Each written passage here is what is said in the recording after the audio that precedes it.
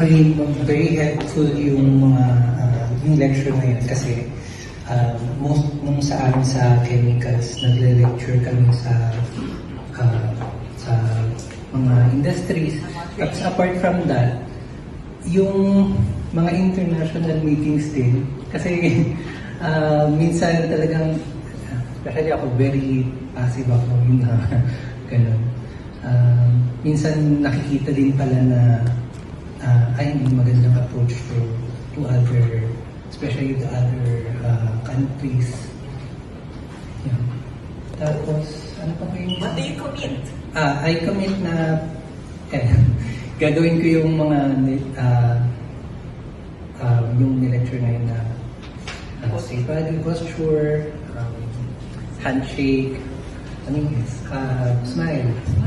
Especially yung smile. Minsan nakakalimutan ko din mag-smile kahit sa clients.